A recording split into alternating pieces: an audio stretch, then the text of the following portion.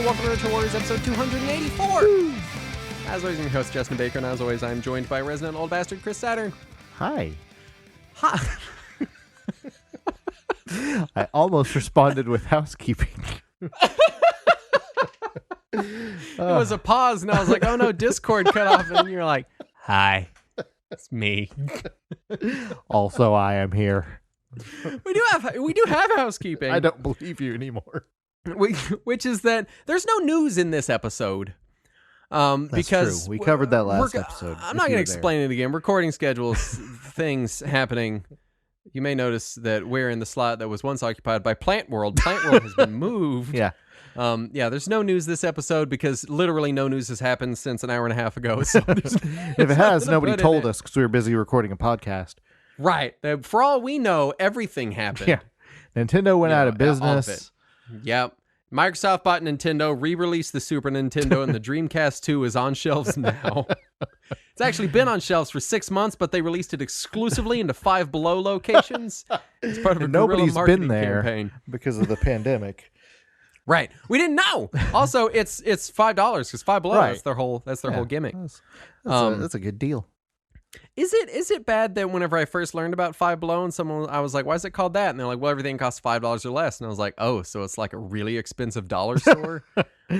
Yeah. Well, when you think about it, the first dollar stores that I went to in the late 80s and early 90s where everything was $1 or less, after inflation, Five Below is pretty much in line.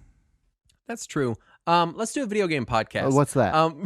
I played Amazon Luna. Oh yeah, and it sucks. It does. Don't.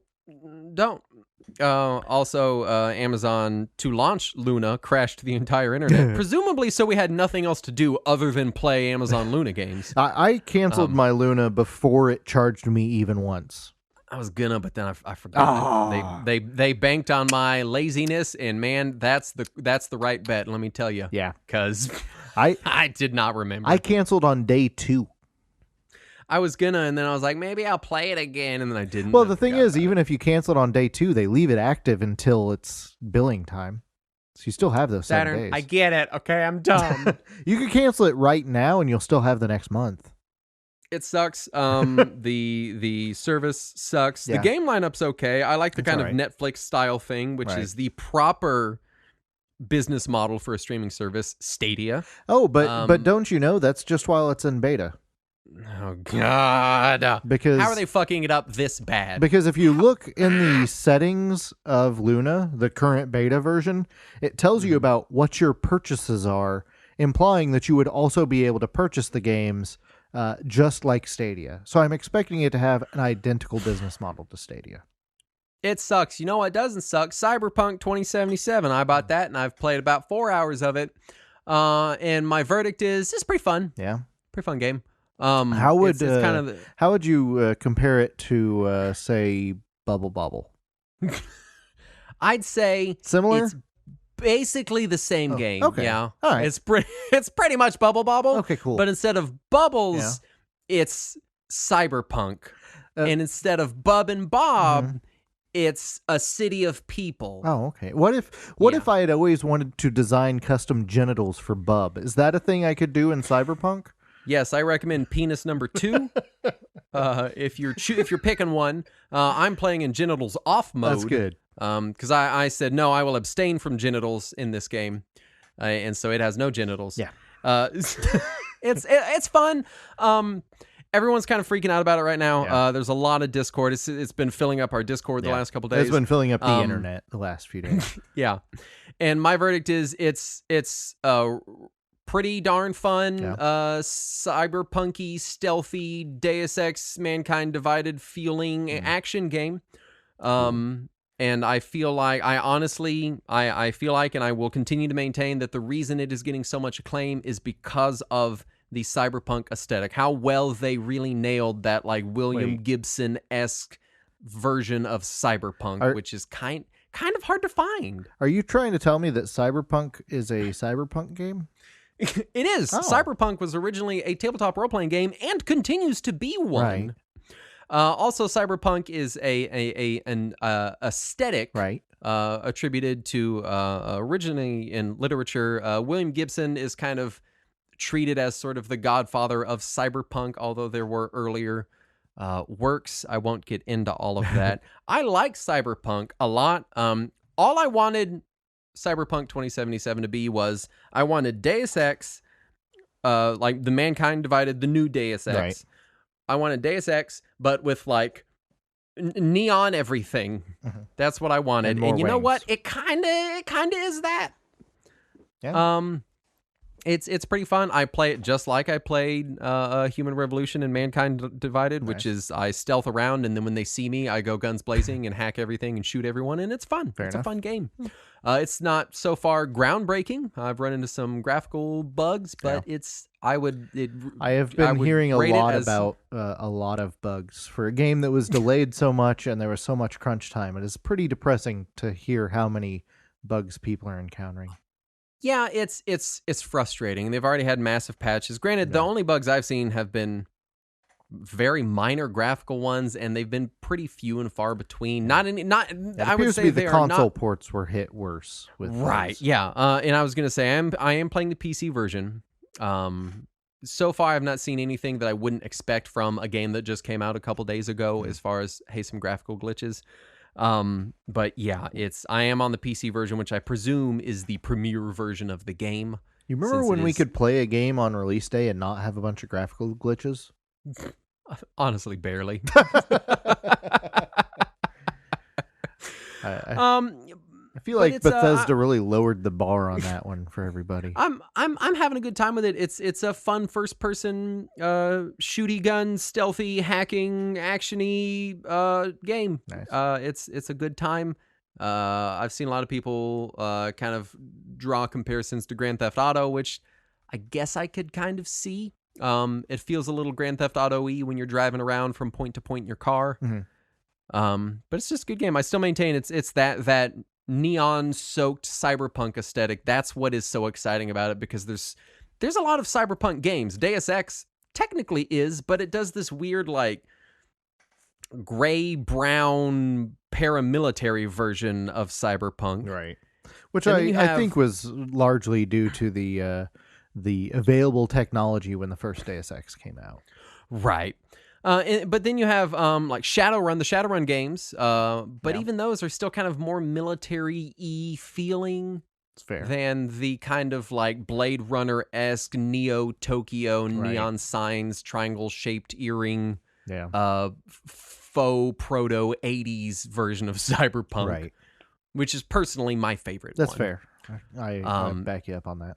Yeah, and if you really do like that particular aesthetic, that particular version of that envisioning of cyberpunk as an aesthetic, then Cyberpunk 2077, it's go play it. It's really good. Nice. If you could kind of take or leave that, then it's just a pretty fun Deus Ex like to give it some kind of term. Yeah, it's basically Bubble Bobble. Pretty much Bubble Bobble. If instead of feet you had a neon supercar taking you from place to place, and instead of food items, there are food items and pedestrians. Yeah, well, I call them speed bumps, but to each their own. But that's about all I've been playing. I picked up a book, which is like a video game, but it's all words and it's printed. This is confusing. I know. It's very... Explain it again. The book is called The Games That Weren't. By Frank Gasking. It's basically just a look back at a bunch of games that got canceled and were not released. This is a Bitmap Books production. Yes, that is who published the physical and the PDF as well, I suppose. And I have to say, they did a phenomenal job shipping it to me. They used DHL, which obviously meant that it got here before I actually finished ordering it. DHL, I got a thing from Sapporo, Japan, 2 days early. It got here in a day and a half from Sapporo, from DHL, and delivered I was like, how DHL, what are you doing, man? DHL exists outside of time and space. And their delivery drivers are tenacious. There's no streetlights out here where I am. There's no house numbers out where I am. The lady delivered it after dark, and she's like in my driveway turning circles, and she can't figure anything out. She doesn't know where she is because my whole property is like a compound, right? And so she's just driving around waiting for like David Koresh to come out and yell at her. My dog's chasing her van. I'm outside shouting at my dog, and she comes backward down my driveway and sticks her head out, and she's like, "Hey, is this da-da-da?" And then says my house number, and I'm like, yeah. Anyone else would have just been like, "Fuck this, I'm leaving." DHL, insane. You said she's just waiting for David Koresh to come out. I'm just imagining a cult leader coming out in his robe and being like, "Do you have my Digimon yet?" It was a Digimon. It's exactly what she was delivering. My Digimon X Series 2. Nice. Anyway, Bitmap Books. Yeah. Games at Work. The packaging was also great. The book is great so far. I appreciate it because it's a lot of non-America centric stuff, because I believe it is from Britain. I believe the author's from Britain. So you do get, and there's not a ton of the early microcomputer stuff either, which is what I expected from the European perspective. But it does go through even some more recent stuff, and it's been neat. A lot of interviews with a lot of early developers and stuff. So I've been enjoying that. Also, I did finally start Spider-Man 2, Miles Morales on PS4. Oh, okay. Yeah. And I have to say, so far, it is the same game. As far as gameplay goes, it's you just run around the same New York. They did not replace New York with a different New York. I was a little disappointed. I was expecting like an upside New York down. 2, the sequel to New York. Right? Yeah. That's Something like that. No, New York again. But no, it feels like an expansion pack, like an old school expansion pack, which is fine because it wasn't full price. It was close to full price. I'm not quite clicking with it quite as well as I did with the first one. Maybe it's just I'm not far enough in because I'm only like 2 or 3 hours in. But also part of it might be that I was already connected to the characters in the first one because I had been reading Spider-Man for 30 years. Whereas I don't know anything about new Spider-Man. Like I am to understand he is a character now in the comics, but he was not the last time I was reading the comics. Well, Miles Morales has been a character in the Spider-Man since I believe the early 2000s. Well, he was in the Ultimate Universe for a while there. He was the Ultimate Spider-Man. Yeah, and I want to say that was like to say the best Spider-Man, but the Ultimate line of comics. He had a sub line of comics called Ultimates. Yeah, and I never read Ultimate series anything. So that was out of my wheelhouse. I only read old school classic Marvel Universe where people still respected the Fantastic Four for some reason. Why? I don't know. I just the only good thing that came out of Fantastic Four was Dr. Doom, the best villain ever, who owns his own country. I loved Fantastic Four as a little kid, and I don't know why. I watched all the cartoons. I read all the comics. I was obsessed. The Invisible Woman was like my favorite character for like a year and a half there for some reason. It was just really weird. The character's so good they didn't even have to draw her on the page. She's invisible. But no, it does feel like it's a good game. I'm just not quite clicking with it yet, and it feels a little too samey so far.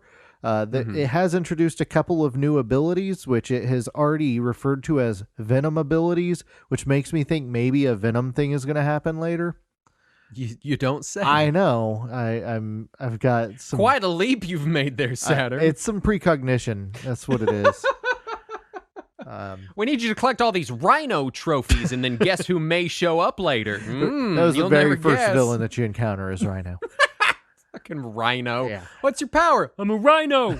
So like, what does that mean? I like run into you real hard with my horn. I gotta say, as much as Rhino has been one of my least favorite characters in any comic ever, his introduction in the game was pretty cool. Just because you end up having to ride him, trying to slow him down. You're just like grabbing onto his back. While he's running through a shopping mall, and you're trying to steer him to avoid running into people or giant structures, and that was pretty cool. But there you go. Spider-Man 2. The sequel. Let's not do news and instead talk about Sega. Sega. The Sega. If you're in is that it? If you're in Australia, it's Sega. Is it? Yeah. Interesting. I don't know if you've Sarah, ever tell me- heard that or not. If you encounter any Australian YouTube channels or anything and they're talking about it, they'll always talk about their love for Sega. Sega. And I don't know how they got that, because of all of the game publishers, only one loudly shouted their name at the beginning of games. Yeah, it's Sega and Nintendo. The two. Nintendo? It's Nintendo. Yeah, Nintendo. Saturn, tell me who Sega is. No. Oh, no. Show's over. Pack it in. So for the grown-ups, Sega was that other game console publisher that did what Nintendo didn't. And for the kids out there, Sega is that company that makes 2 Point Hospital and Football Manager, but they also used to make video game consoles. Also Total War. Total War. That was the weirdest inflection on Total War. Total War? As if it was originally just called War, and they're like, well, now it's Total War. Complete and utter war in its totality. And also Persona 5 Strikers. The creators of Persona 5 Strikers. So we're going to move forward. We have listener feedback. Yes. Kryptonic says, my first interaction with Sega was the Master System. I had an NES, and my friends had an NES, but one kid had a Master System. I remember wondering why anyone would want that instead of an NES or even the C64. I agree. A few years later, the Mega Drive came out. We couldn't get one at launch, but our neighbor did. On Christmas morning, I had to help him set up the console, and a few hours later, the adults came to see where we were. We were playing through Castle of Illusion, and it was wonderful. Ever since then, I've preferred Sega consoles to any other. They, of course, gave us the scientifically, objectively, absolutely guaranteed best console ever, the Pico Saturn. I think he tried to cross out Pico and then put Saturn. Oh, pardon me. Yeah, I think your formatting didn't stick. Damn. Tam1087 says, I love Sega. I have no shame in admitting I like them far more than Nintendo. The Mega Drive was my first console, and I loved that thing to bits. The Sega Saturn was the first of the next-gen consoles that I played. Our Year 4 teacher brought his Saturn in as a special treat, but was quickly turned off when someone learned how to swan dive in Tomb Raider and swiftly broke Laura's neck. All of this led up to my favorite console of all time, the Dreamcast. Nice. What a console, so far ahead of its time. Indeed. Small, compact design, built-in internet support, 4 controllers. The memory card was another video game system. This was the future. It did feel like the future. It did. I remember seeing that there's a keyboard, Saturn, a keyboard you could plug up to your Dreamcast. I have 2 of them. It's basically a computer. It says Windows right on the front of the thing. That's true, it does. Elk Neodafs writes in, it was Christmas 1992, and my big save it for last gift that year was a Sega CD. Nice. I'll never forget that BIOS music, so iconic, makes a great ringtone. But even more important to me was the music disc that came bundled with the console. It was called Adventurous New Music, a compilation of various artists, including Saigon Kick, The Escape Club, and They Might Be Giants. Weird. To this day, They Might Be Giants remains my favorite band, and I owe nearly 30 years of music to Sega and their neat CD console. Nice. I did not get a music disc with my Sega CD like a chump. I just got a collection of Genesis games. There you go. Rygar Starkong says, I grew up a Nintendo kid and never owned a Sega console. However, I had an obsession with Sega like you wouldn't believe. Everything from their arcade games to their console games, Sega endlessly fascinated me. Every time we went to the store that sold magazines, I'd head straight to the video game section and search out issues of EGM, GamePro, and even Game Players magazine for the chance to see what Sega kids were going to be playing. I'll never forget picking up the issue of GamePro with Phantasy Star 2 on the cover and being absolutely blown away. I just started playing Shining Force thanks to Justin talking about it a few episodes ago, and I'm hooked. And finally, IG Amazing Bob says, Sega was an incredibly innovative company. Indeed. Their arcade games, such as Outrun and Space Harrier, were amazing. The Sega Channel was incredibly ahead of its time, 1994. Oh, yeah. And the Dreamcast had so many features that were a first and are now commonplace. It makes me mad that Sega is no longer in the hardware market. Well, they came out with a Game Gear Micro this year, so... Yeah, that totally counts. If you buy 4 of them, they'll give you a magnifying glass so you can fucking see it! I saw a bunch of Genesis Minis at Target the last time I was willing to brave to go outside. There you go. But I'm happy they're still making highly acclaimed and fun games. Indeed they are. Saturn, tell us everything about Sega ever. Oh, boy. Go. Okay. Start. All right. Begin. They were founded June 3rd of 1960 in Tokyo, Japan. Great. Thanks so much for listening. all Rush right. Your Warriors. Bye. We're back next week. That's all about Sega. No, I believe it was in Tokyo. I couldn't find anything that 100% definitively said it, but the rest of the research I did seemed to back it up. Back it up, yeah. So first, before Sega existed as Sega, it started in 1940. It was a collection of American businessmen who founded a company called Standard Games in Honolulu, Hawaii. And their intention was to provide coin-op machines like jukeboxes and pinball and slot machines, etc., to military bases. And then they also founded a second company called California Games. Also I played their video game. Also in Hawaii. California Games.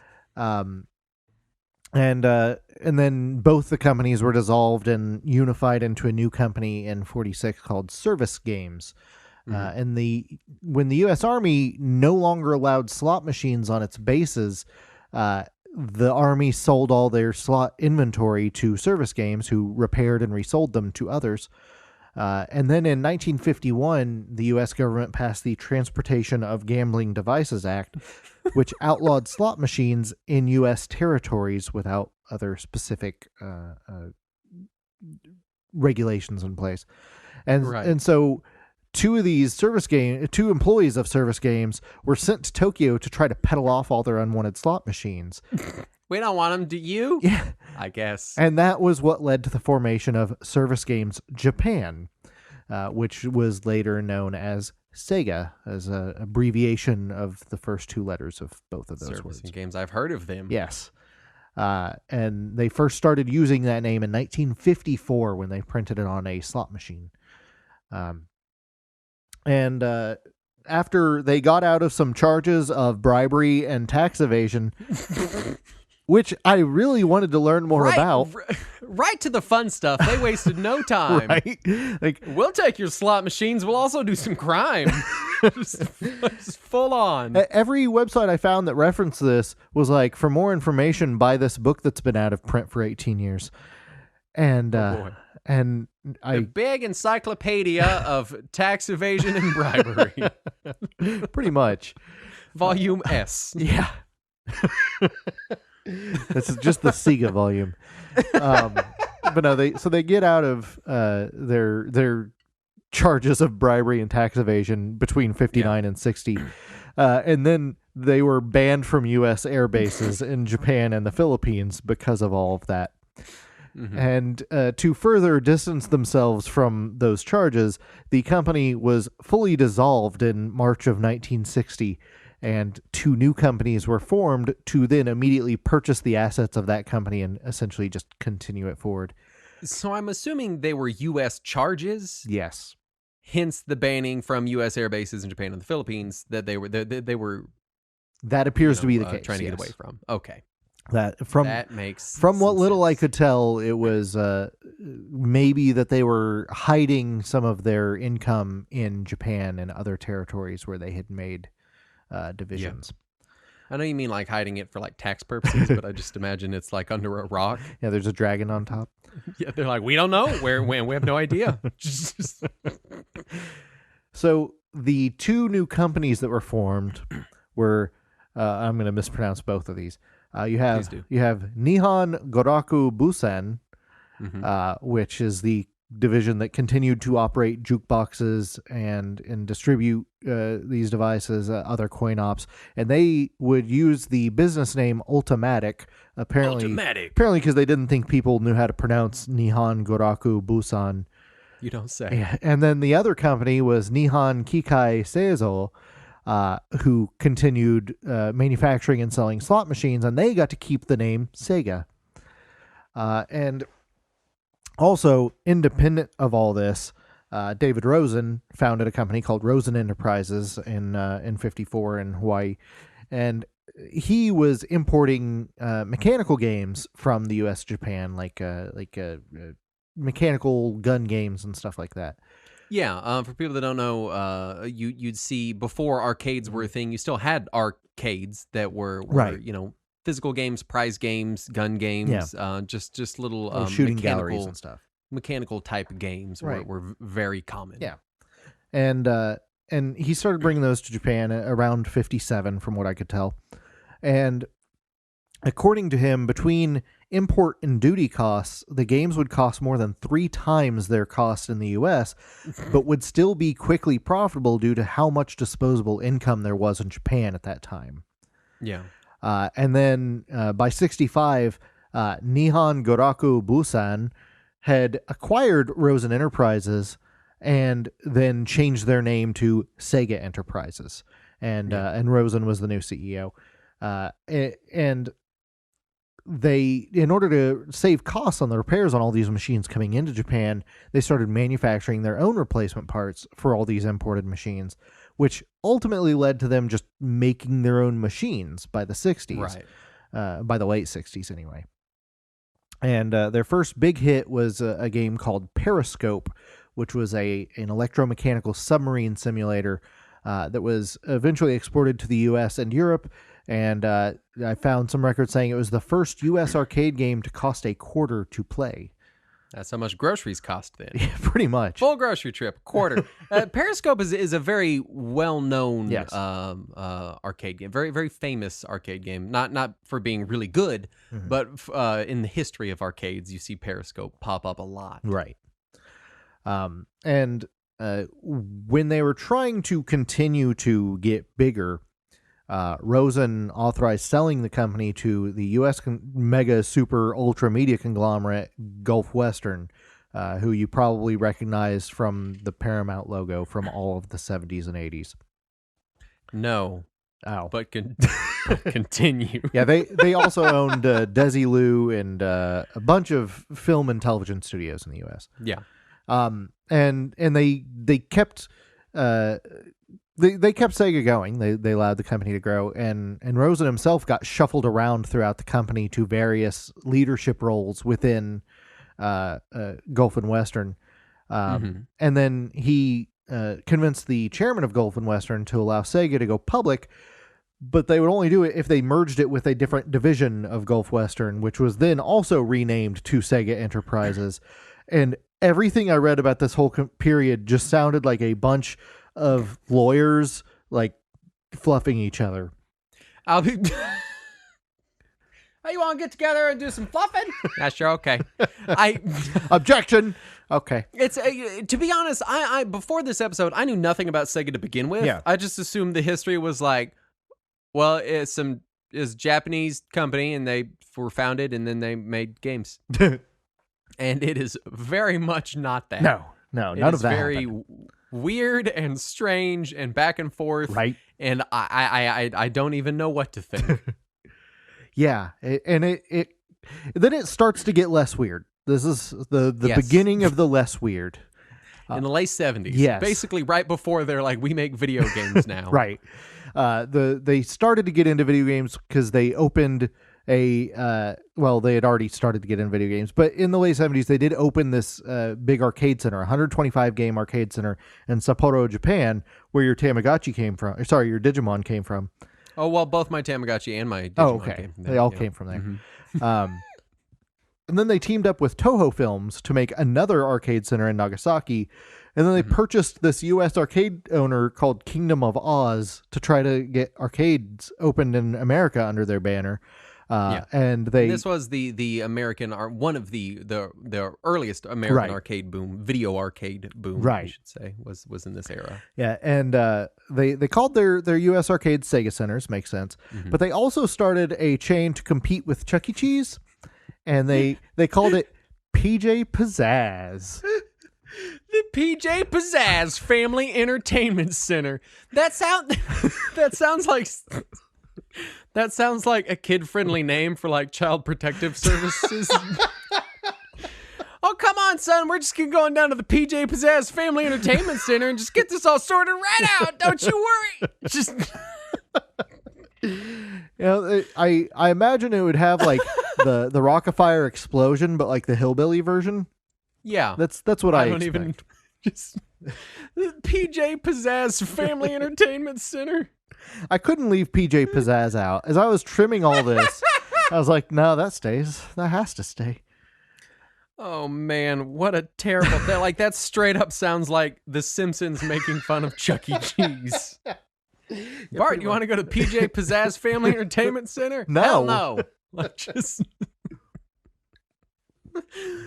And of course, it would compete with Nolan Bushnell's Chuck E. Cheese. Right. Sometimes I wish we just did broad pop culture podcasts because I want to do a show on Chuck E. Cheese so desperately. It's tangentially related enough to video games that I'd be willing to do it. I want to talk about when Chuck E. Cheese was for adults. Yeah. When they served a shit ton of beer. When they served beer, and it was like an adult robotic comedy show that was not for children at all. and the dude in the Chuck E. costume had cigars. It was adult-oriented material the whole way. Could you? I just gotta say, if they had Chuck E. Cheese for adults now, I would be there every fucking night. Where I just show up and a guy dressed like an alligator is like telling me like dumb jokes, like it's like smoking. Like, hell yes, that's the life I want. Please. Anyway, tell me about when they made video games. Oh yeah, they did that too. So the earliest one that I could find was Pongtron. The crossover we all wanted. Disney's Pongtron coming to a theater near you. Yeah, that came out in 73. And then in 79, they acquired arcade game manufacturer Gremlin Industries and changed their name to Sega Gremlin. Which is their first mascot, the Sega Gremlin. If you find a U.S. Frogger machine, any U.S. Frogger machine, they all have the Sega Gremlin logo on it because they distributed it. What does it look like? It just looks like Frogger. It's just the word Sega and then a slash and then the word Gremlin, and it's two separate fonts. A Sega Gremlin? No. Now I'm disappointed. For the company that gave us the PJ Pizzazz Family Entertainment Center, it feels like they really phoned in the Sega Gremlin merger. Yeah. They also bought a company called Esco Trading, which Rosen claims they only bought that company because he wanted to bring their founder on board at Sega. And their founder was Hayao Nakayama, who would become the vice president of Sega and was a very influential figure at Sega. Rosen had been shuffled around throughout the company. In 81, he had pointed out to the board and investors at Gulf Western that the industry's growth was slowing and that they needed to be more economical to survive in the video game industry. And he pushed the company's Convert-A-Pack program, which was something they could sell to arcade owners to upgrade old cabinets with new games, and also pushed the G80 arcade system board, which was one of the earliest arcade systems with replaceable ROM sets. Right, and certainly wouldn't be the last. No. Additionally, the idea of upgrading and altering arcade machines to make them new games, I don't think it started here. No. But... and that became pretty regular throughout the video arcade industry for a long time. Because, if you got your Pac-Man sitting there, then Pac-Man's old news, we want to convert it to Miss Pac-Man. We want to convert it to whatever else. And we probably talked about it on the Pac-Man episode, but like Pac-Man specifically, the Miss Pac-Man conversion originally was completely unlicensed by anyone. So when the arcade industry did start to stagnate in 82, Gulf Western sold the entire North American arcade manufacturing business to Bally. They shut down PJ Pizzazz. And then they sold the Sega centers to a company called Timeout Arcades, and they folded every other division of Sega into the Japanese business. The PJ Pizzazz Family Entertainment Funtime Sega Center. How could they? It barely lasted 3 years. Poor PJ Pizzazz. Oh, God. And fearing further decline in the arcades, the new president of Sega, who was Hayao Nakayama, he pushed for releasing a home video game computer, the SC3000, which was just a computer with a keyboard and a cartridge slot. It looked a lot like a Commodore 64 or any other little microcomputer. And then Nintendo's Famicom was announced. And so immediately they were like, oh, shit, we need to compete with that. So they redesigned the SC3000 into an additional model called the SG1000 that wouldn't have the keyboard or the computer functionality. And those devices, both the SC3000 and the SG1000, launched on July 15th, 1983, the same day as the Famicom. Like, without even looking at specs or lineup or anything, if you're standing in a store and you go, do I want the SC3000, the SG1000, or the Famicom? Yeah. just from a marketing perspective, what the fuck were they thinking with these names? But I mean, I get. Go ahead. It exceeded the sales of the Famicom by threefold.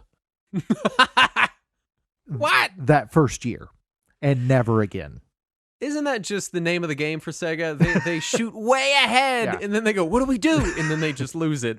Yeah, it's like me in anything that I do. Right. As soon as I start winning, I'm like, I don't know what's happening, and then I just lose. Right. Oh shit! Sorry, I misread my notes. They sold 3 times what they expected to sell, but they still outsold the Famicom. Okay. But yeah. So still they outsold the Famicom. A lot. And they say, well, analysts at the time said that it was because Nintendo had to recall a lot of Famicoms due to some hardware issues, and also Sega had more games available the first year than Nintendo did. You know, people don't remember, but the 83 launch of the Famicom was rough. Yeah. I mean, imagine Famicom, there was no Mario. Right. It came out with nuts and milk. There was Donkey Kong. Mario's on that. There was Butcher Donkey Kong. I think Mario Brothers was available. If not, it was the next year. I mean, it's just there. It wasn't, because when I think in my head, like the SG-1000 versus the Famicom, but we're talking pre-Super Mario Brothers Famicom, and that's a relatively anemic lineup for 1983. Yeah, it wasn't until the next year Nintendo started to get a lot of third-party publishers on board. And that's when things changed. And then the black box games started rolling in, and it turned around, obviously. But in 83, day and date. Right.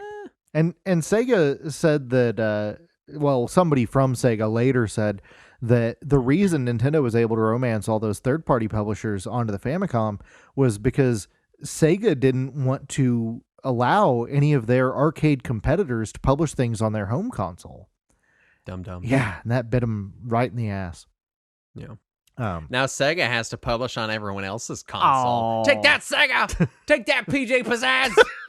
The house that PJ Pizzazz built! Yeah. So I'm going to find a picture of PJ Pizzazz, and he's going to be the cover art for this episode.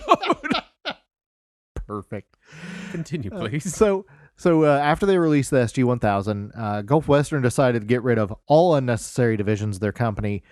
So Rosen and Nakayama teamed up with this Japanese software company, CSK, to purchase Sega from Gulf Western.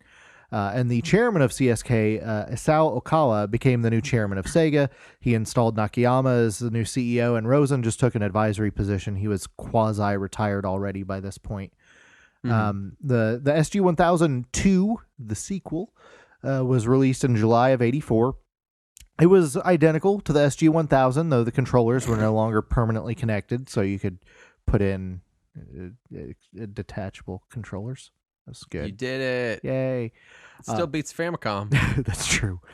And then in 85, Sega introduced, outside of the home console business, they introduced the UFO Catcher, which is their crane game arcade machine that remained Sega's most commonly installed crane game and one of their highest selling products for over 20 years. They still make UFO Catcher. They still make a new version of UFO Catcher. A lot of them. Yes. And then their third console, the Mark III, which was supposed to be the SG-1003, and instead rebranded Mark III, was released in 85, and it was the first Sega home console released internationally under the name Master System. And despite being more powerful than the Famicom, it could not catch up to Nintendo's console at all in its home country. There's too much support. Oh, yeah. And Sega blamed the poor performance of the Master System in the U.S. on Tonka, who was the distributor for the system over here. Yep. Didn't Nintendo, as Mattel, they tried to get Mattel to distribute the NES in North America, but they did not. Mattel distributed it in Europe. Didn't they? Who did they want to distribute it in America, and they turned them down? I believe it was Atari was who turned them down. Okay. But the company that did distribute Nintendo for the first year or so was Worlds of Wonder, the company that made the Teddy Ruxpin doll.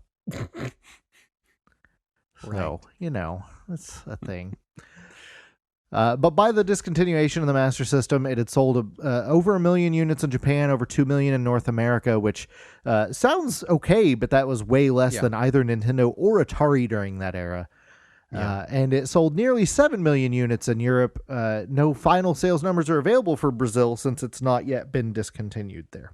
Yeah, they're still making it. Yes. They're not done selling the Master System in They've not Brazil. given up on the Master System down there. But those sales numbers do explain why we get there's a lot of UK people in our Discord that talk about the Master System a lot, and I always forget that. I'm like, yeah, the Master System did well there. Yeah, Europe and Australia did quite well. Unfortunately, just not much anywhere else. Yeah. So tell me about when they made popular games. Yeah. So then we have the 16-bit market. So Sega re-entered the North American and European arcade markets sometime between 84 and 85.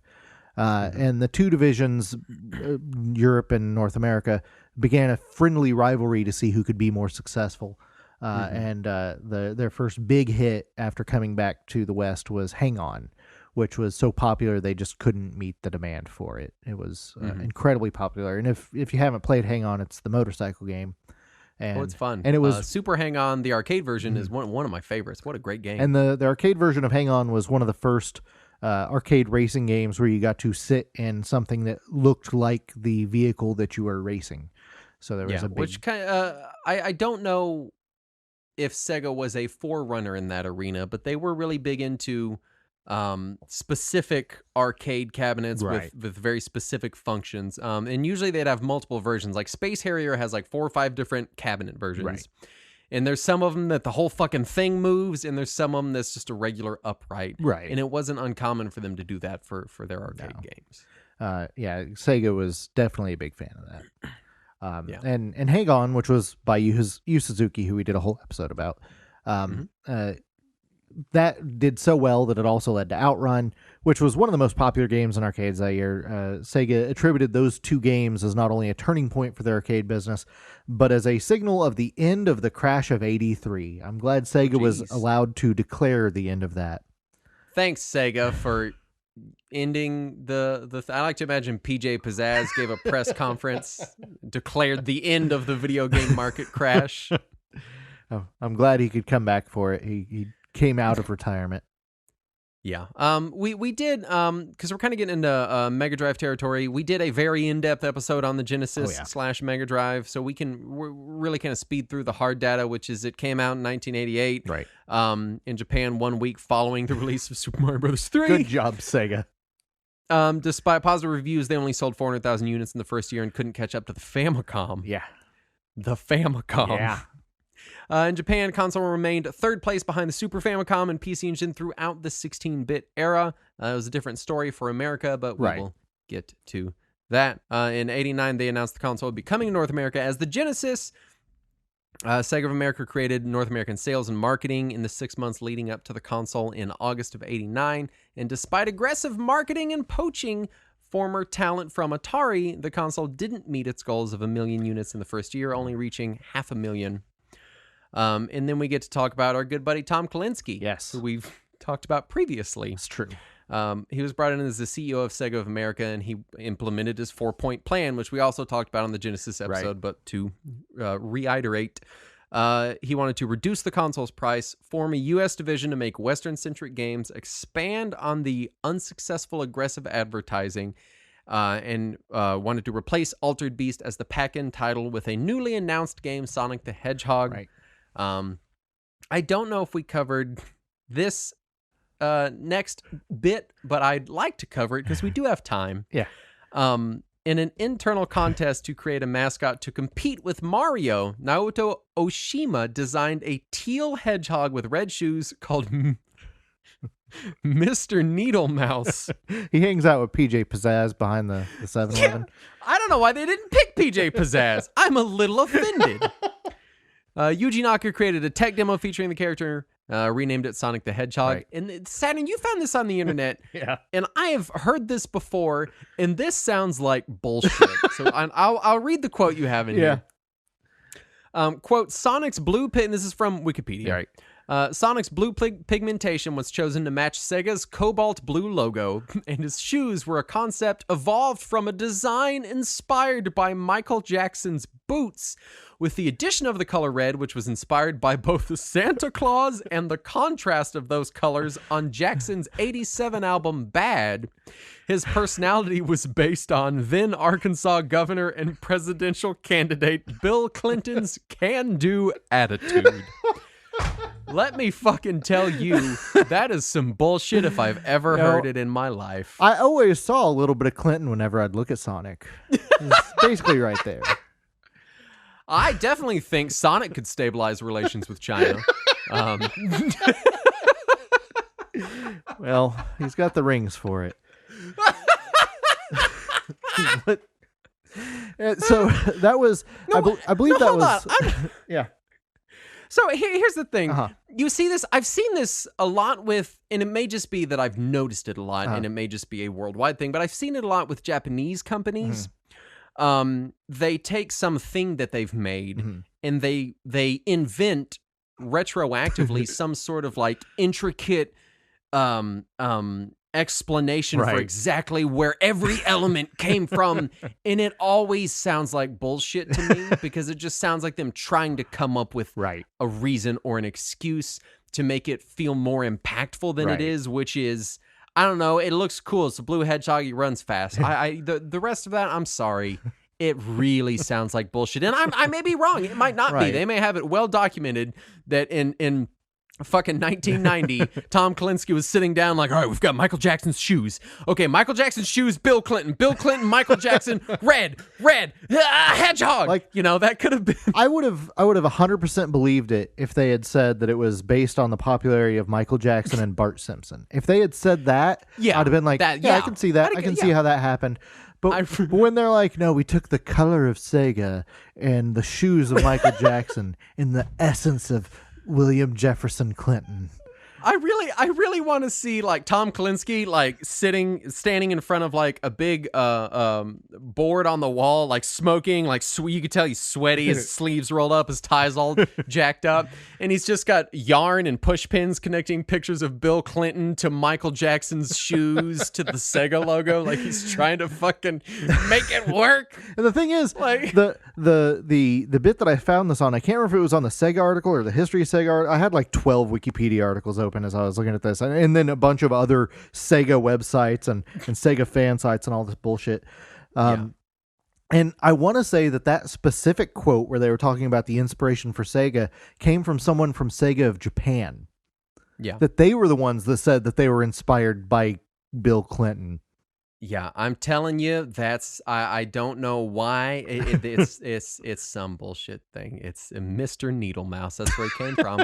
While PJ Pizzazz was originally inspired by Play-Doh, okay, and you know, they had the can-do attitude of Gerald Ford. It feels so fake. I'm sorry. Yeah, Sega's board of directors shot down Kalinske's 4-point plan, but it was later approved by Hayao Nakayama. There you go. Under Kalinske's leadership, Genesis outsold the SNES 2-1. That is 2-1 during the 1991 holiday season, a feat that it would repeat 4 holiday seasons in a row, a point that I never tire of making because it is just not the reality I feel like I lived in back then. I don't think they did 2-1 all 4 of those years, but they definitely outsold the Super NES in 1991. Yes. But then they would continue to outsell the Super Nintendo for 4 years. Yeah, until 95. Yeah. That's nuts. And then the Game Gear happened. Also, the Game Gear happened. Yeah, it was 1990 in Japan, 91, 92 in the rest of the world.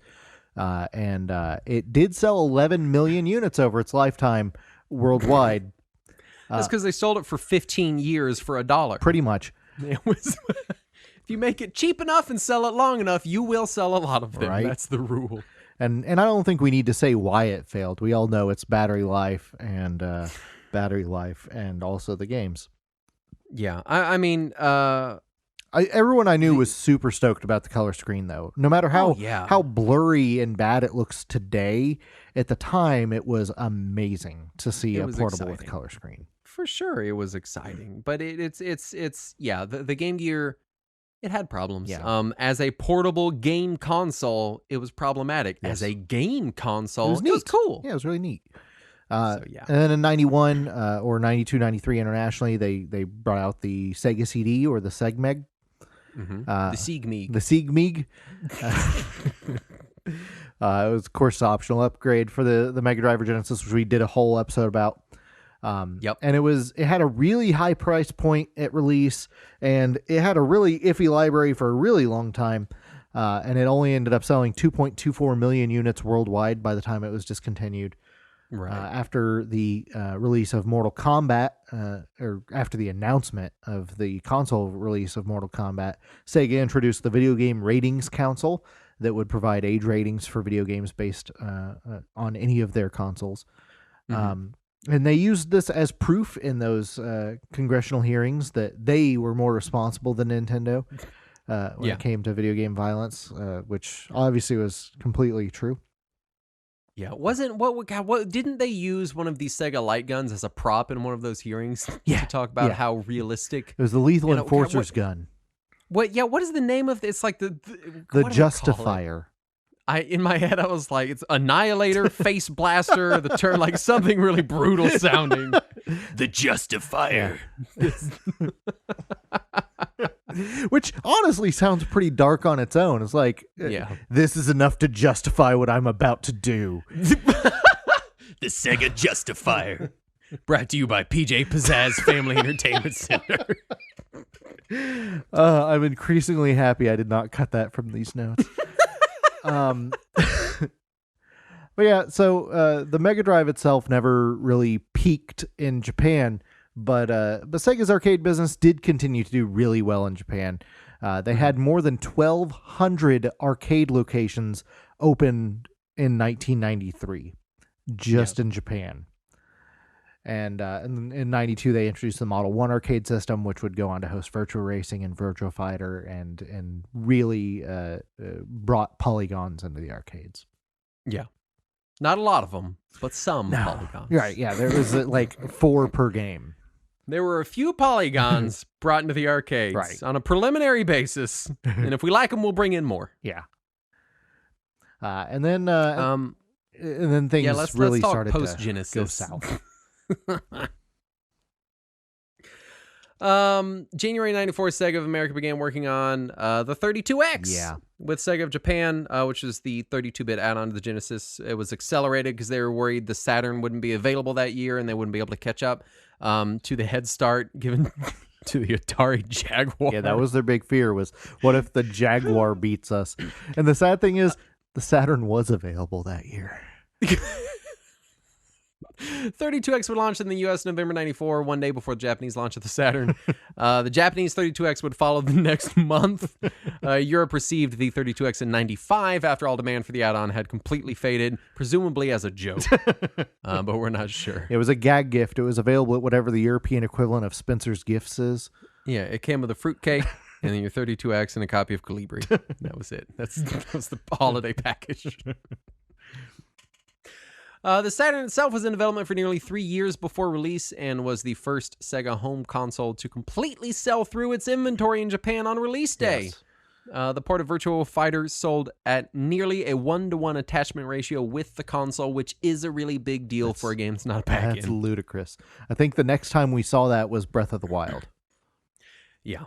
Kalinsky announced a U.S. release on Saturn Day. September 2nd, 1995. Sega Japan then insisted that they release before the incoming PlayStation, so Kalinsky later announced on May 11th at E3 1995 that 30,000 units were being shipped to retailers for release right now, this moment. Yeah. Run out of your house, run to KB Toys and scream at them. Don't run to KB Toys, they didn't get any. Oh, shit. Run somewhere. The retailers who didn't receive the units, here's the list, include Best Buy, Walmart, and KB Toys. They responded by aggressively advertising Sega's competitors. You did it, Kalinsky. You did it! Yeah. KB stopped carrying Sega products completely. Yeah. The European Saturn launch was on July 8th, 1995. With very little warning to retailers before units began arriving. This is what everyone always refers to as the surprise Sega Saturn launch. Yeah. It did not do well. Because it was a surprise. Yeah. Yeah. Also, and did we do a whole episode on the Saturn yet? Presumably we have, I right? think we did. I'm going to say we probably did. In Western territories, the Saturn there was a heavy push for the Saturn to be a 3D first console. Right. Sega of America wanted it to be a 3D game console, but it was designed from the ground up to be the ultimate 2D game console. Right. Which I maintain that it is. And it did have some 3D support because from the beginning they wanted it to be able True. to handle Virtua Fighter. That was a big thing. But the big thing, it has some amazing 2D games. Some of the sprite work on Saturn games is just stellar. Absolutely. But a huge amount of those games did not come out outside. But you know what it can't handle? Transparencies at all. Because even the 2D games with transparencies look like butt. Can't do that. But yeah, we did do a Saturn episode. It was 270 episodes ago. That presumably was the day I got my Saturn. Possibly. After the September 9th launch of the PlayStation that year, Sony announced that they'd outsold Sega's 5-month head start in 2 days. Oof. Sega responded by cutting the price of the console from $399 to $299. Yeah, in less than a year. Throughout 1995, the 16-bit market still accounted for 64% of the sales in the industry. Yeah. Sega had attempted to shift so suddenly to their next generation that they didn't have 16-bit stock available to sale. Good job. Kalinske later lamented that they could have sold another 300,000 Genesai if they hadn't focused so hard on the 32X and Saturn. It's obviously the plural of Genesis. Right. By E3 1996, Sony had already established a 20% share of the North American video game market and announced that the PlayStation would drop in price to $199. Less than a year after release. Which astute listeners will recognize as $100 cheaper than what they dropped the Saturn to. Yeah. Sega later announced they'd match this price, though the Saturn cost more to produce than the PlayStation, so they'd be taking a loss on a system that they already couldn't sell, were marketing badly, were sending to retailers badly, and were pushing the wrong type of content for. Right. After E3 96, due to disagreements with Japanese management, Kalinske was removed as CEO of Sega of America. Yeah. And during this time, Bernie Stoller was brought over from Sony Computer Entertainment of America as a VP at Sega of America, where he famously said, "Saturn is not our future," presumably talking about a human colony on Saturn, which is not habitable. Yeah, at E3 97, 2 years after the console had launched, Bernie Stoller comes out and is like, "No, this thing's the old news. Don't think about this." And this one fascinates me because I am a big Bandai fan. They make Digimons. I don't know if you know. That's true. Sega announced a merger with toy maker Bandai in January of 1997. 5 months later, the merger was canceled due to serious concerns from Bandai's executives. Yeah. Nakayama, longtime president of Sega of Japan. President of Sega of Japan and very influential figure, resigned. Yep. In part because of this, and was replaced with the then new Sega of America's CEO, Shoichiro Irimajiri. Question mark. Close enough. Did it.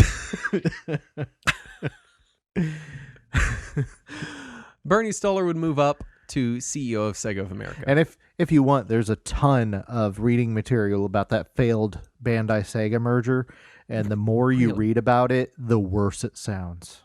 And we've maintained for a while, because we've talked about the Dreamcast before, that, and I think we've discussed this before, Sega turning, I mean, I don't want to say they folded, but they kind of folded in the early 2000s. There was like a soft fold, right? Them exiting the hardware business, it started long before the Dreamcast. Oh, yeah. You know, it feels like the Dreamcast was just too little too late, right? You know, because the Dreamcast did well. Yeah. For a little while. Too late. It was badly timed, but I feel like if they were in an okay spot, the Dreamcast would have done a lot better than it did and possibly gone on to more hardware. But we just, your little noise. Yeah. The Saturn never made the impact that Sega wanted in the 32-bit era. Shocking. Shocking. Sales continuing to fall after the release of the N64. The PlayStation outsold the Saturn 3-1 in 97. In the fiscal year ending on March 31st, 1998, Sega reported its first losses since their initial listing on the Tokyo Stock Exchange in 1988. Yeah, it's a shame. They announced they discontinued the Saturn in North America in 98 while continuing sales in Europe and Japan. This led to over a year with no new Sega home games in the region. Yeah. We were starved for Sega. Yeah. Oh, I mean, you could go to arcades, I guess.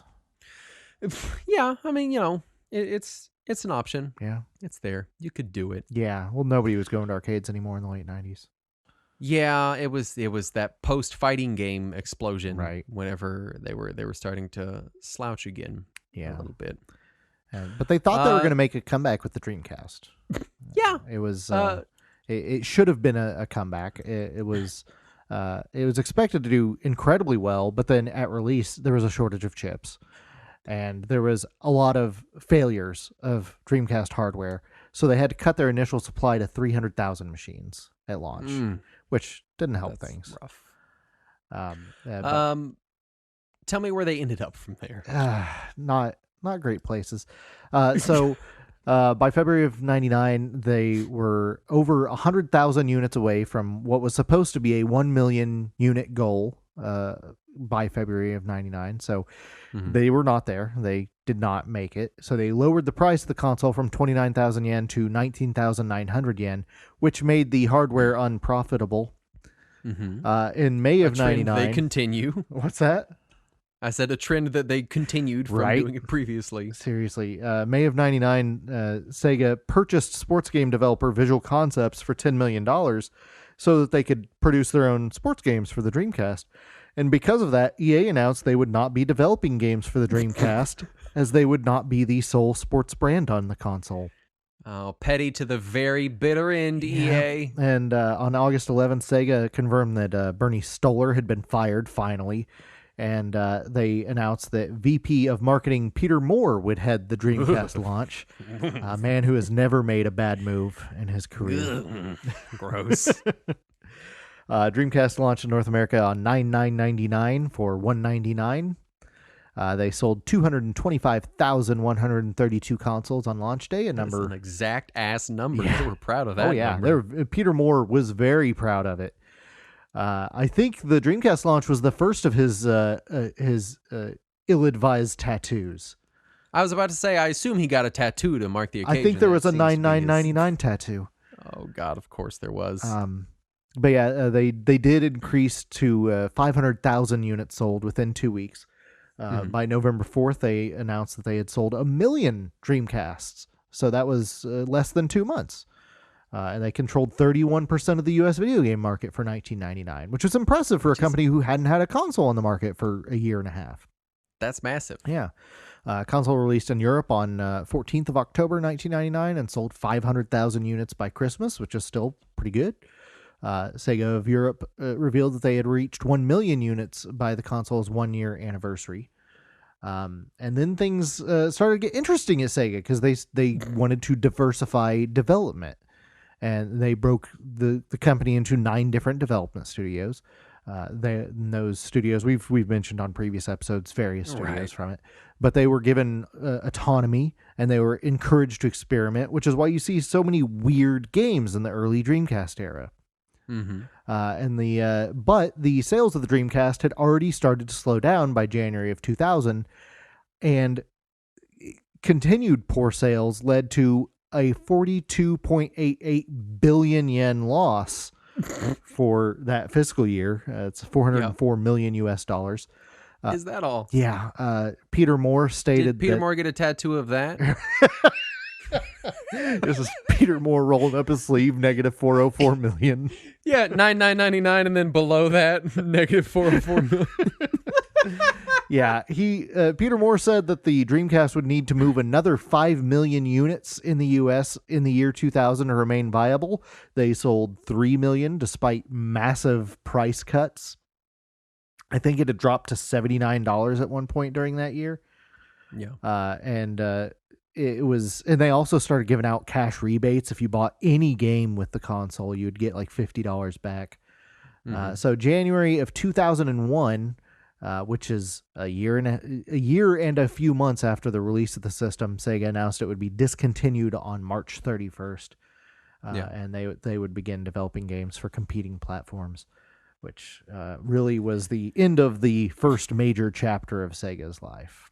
Yeah, Sega up through the Dreamcast, and I hate that we're ending here because it feels like such a sad note, and Sega, by all accounts, is doing great now. Yeah, because the thing is that when they did start developing for other platforms, they immediately started doing really well. And they immediately developed for all other major platforms. The first games I remember being announced when they went third party were Gun Valkyrie, which was a launch game on Xbox, Super Monkey Ball, which was a launch game on GameCube, and I want to say Virtua Fighter 4 was their first PS2 game. That I don't know, but it was an early PS2 game anyway. So they were immediately out the gate with some big titles on each of the three platforms. Oh yeah, I mean, as far as Sega today, as I've been talking about for the last many weeks, they make their products very readily available. Oh, yeah. They still seem to cherish and make available all of their old stuff in affordable formats. Right. Their mini consoles are still on the market. You can still buy them, and they want your money for them. It's fascinating, Nintendo. You could pay attention. I don't know. Now, that said, just a couple years after they went third party, they had lost so much money that they ended up having to merge into Sammy to stay afloat. So yeah, I mean, it wasn't all sunshine and flowers after that. There was the slump after the end of the Dreamcast lasted for a while. Oh yeah, you know, it was for a while. It was the business side is kind of righting itself.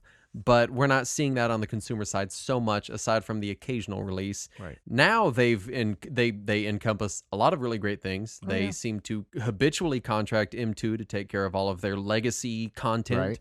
They're moving. They're basically the premier publisher of strategy games on PC. Right. They're in a good spot. Though they did just hemorrhage off all their arcade business, but I think it was because that wasn't doing great. Right. And like we talked about on that episode, they seem like they're doing fine business-wise. It was just them jettisoning something that wasn't making them money. Right.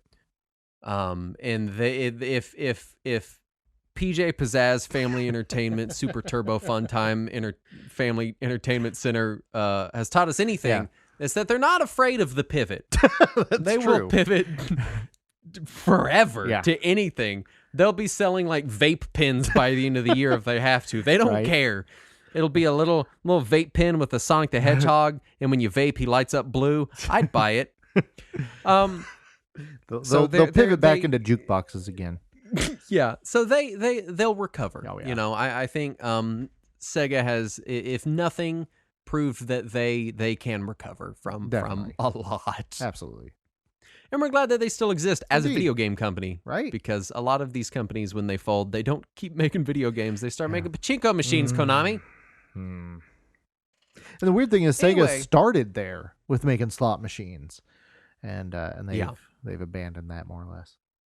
Well, we hope you don't abandon our Patreon, which you can find at patreon.com/retrowarriors. Justin Segway King Baker. Where you can get cool things like our spin-off show, Talking Wizards, which you should all listen to. That's my sort of song I made about it. This wonderful Sega episode was brought to you by the following patrons: Jason Frudnick and his frog Fred. The New Craft. Burger Champ. Justin made me buy 2 CRTs. Fryskungen. Keith Courage, a.k.a. TurboGrafx fan. Brian Kim. Zach, huge thanks. Scott Page. And Steve Duke. Are all the patrons we'd like to thank this particular episode. Anyway, that's Sega. That's all that ever happened or ever will happen with Sega in the history of Sega. Complete. Now we may do a part 2 of Sega at some point where we talk about post Dreamcast era Sega, but it just felt like as far as when you look at Sega's history as a game developer, it really feels like that was a different era when they were still making hardware. For sure. And it's weird to say it that way because they still make a lot of hardware. That's true. Granted, they're getting rid of a lot of that now. But I guarantee you, they ain't giving up UFO catchers. No. They're still making those. I'm sure they even make me play them in my Yakuza games. Right. It's ridiculous. Anyway, thank you so much for listening. We'll be back for more Sega Simber next week. Yes. But for now, thank you so much for listening. And as always, Let us cling together.